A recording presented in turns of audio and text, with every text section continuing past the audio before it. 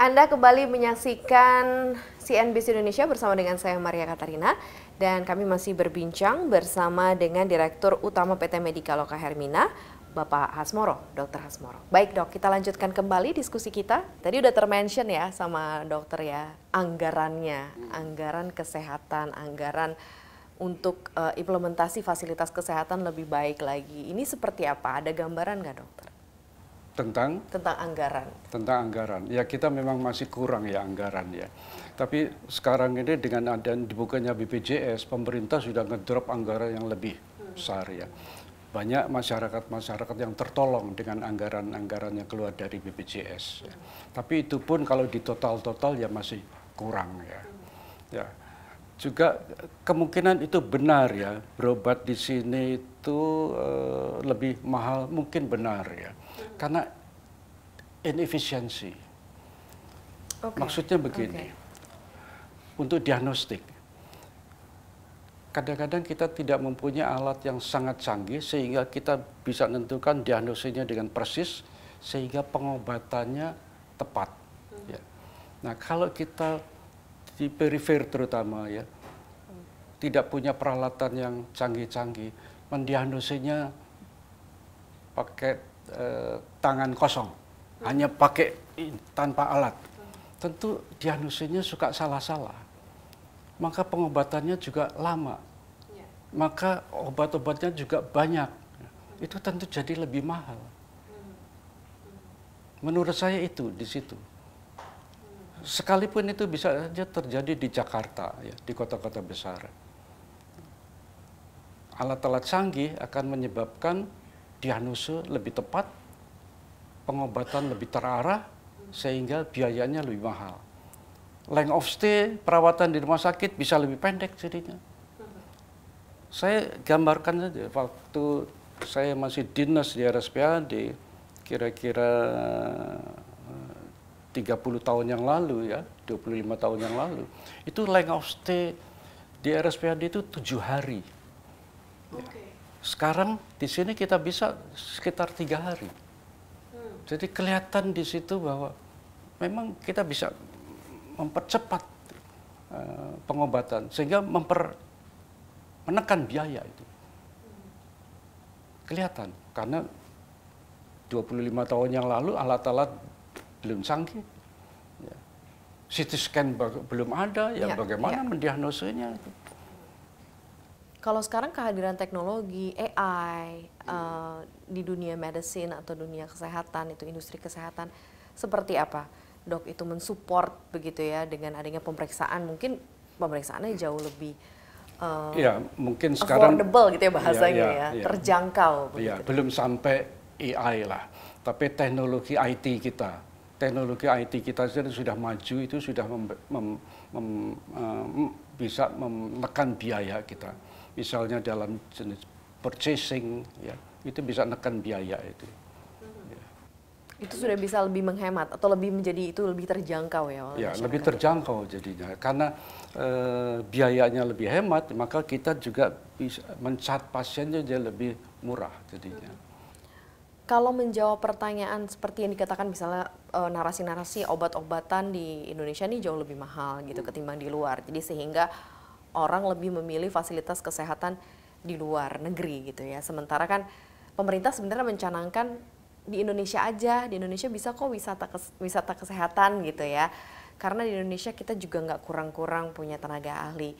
Tapi masih banyak juga yang lebih memilih karena dirasa untuk obat jauh lebih murah. Nah, ini gimana dari persaingan industri ini dok? Mungkin itu soal industri farmasi ya.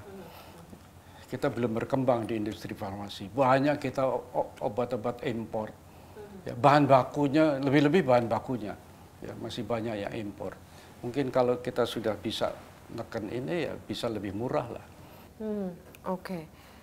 Wow, ini banyak sekali begitu ya yang mungkin bisa digali. Kalau dari sisi Hermina sendiri, apa yang diadopsi khususnya untuk dari sisi teknologi, kemudian juga robotik gitu ya, untuk pengobatan tertentu yang lebih baru gitu. Nah ini seperti apa ini bisa memberikan fasilitas kesehatan juga dok? Iya, ya soal robotik itu saya ingat kita ingin nih pasien-pasien post stroke ya, latihan-latihan untuk pasien yang lumpuh, untuk bisa berjalan lagi, untuk bisa tangannya kuat, ini masih pakai alat-alat yang tradisional di kita. Nah, di luar negeri sudah banyak alat-alat yang robotik itu, yang bisa melatih itu dengan lebih efektif, lebih efisien, ya, sehingga bisa cepat kembali normal. Nah, kita berusaha untuk tahun ini dapatlah alat-alat 1-2 alat robotik untuk kasus-kasus stroke. Ya. Kalau di Hermina ada yang sudah dihandle pakai Belum, robotik, Dok? kita belum. Tahun ini kita mau pakai itu. Kalau penambahan layanan-layanan di Rumah Sakit Hermina, apa yang akan ditambah lagi nih, Dok? Iya, tadi saya katakan bahwa layanan utama gawat darurat. Karena ini yang nomor 1 dibutuhkan masyarakat. Ya. Dan pasien-pasien gawat darurat itu menjadi porsi yang paling banyak di pasien-pasien rumah sakit.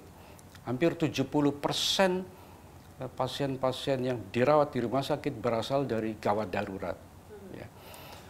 Tapi selain itu juga kita harus kembangkan spesialisasi lain. Ya.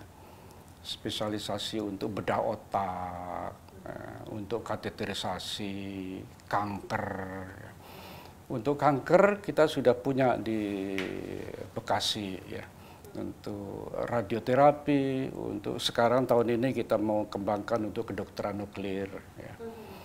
Untuk stroke misalnya, kita sekarang sedang kembangkan code stroke.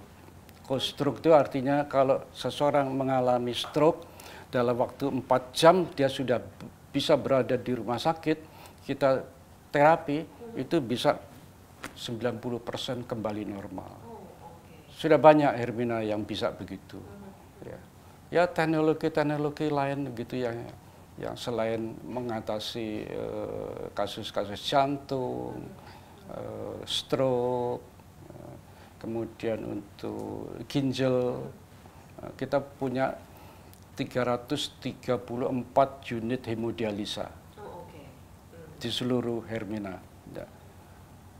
Dengan sendirinya banyak, kita mempunyai kasus banyak pasien-pasien gagal ginjal terminal.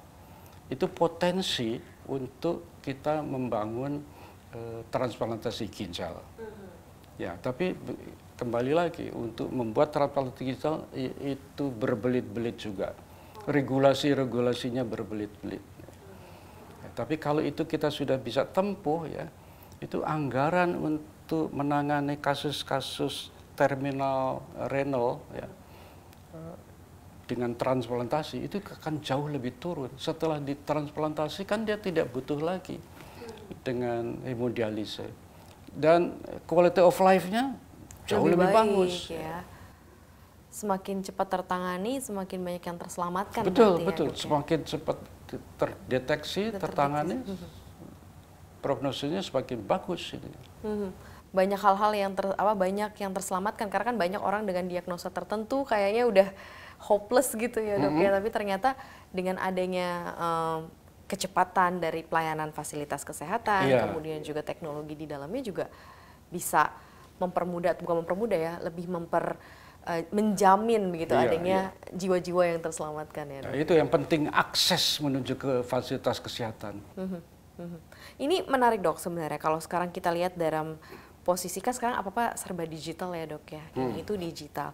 Nah, ini efisiensi layanan kesehatan sendiri khususnya di Hermina, mungkin dokter bisa ceritakan apa saja sih yang diberikan layanan secara digital, misalnya kayak telemedicine, terus kemudian rekam medis elektronik gitu ya, udah nggak di print nih, semuanya dikirim gitu ya by email.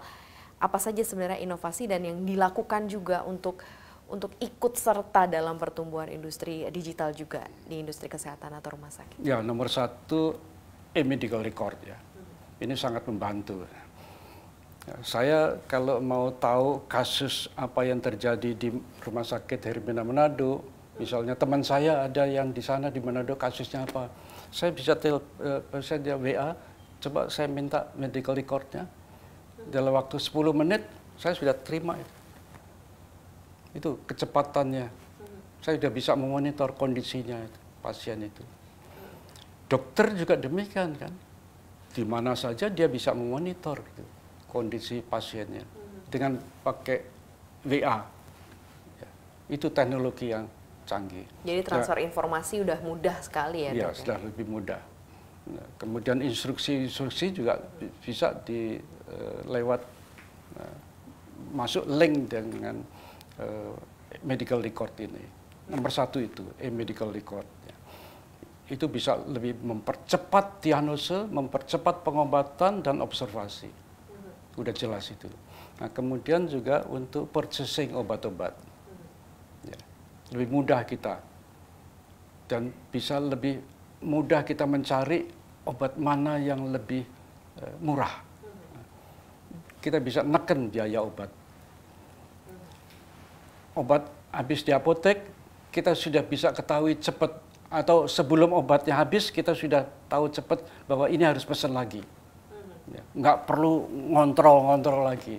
Itu digitalisasi itu banyak manfaatnya. Ya, juga untuk para perawat-perawat sendiri. Nggak perlu lagi nulis-nulis. Kayak masih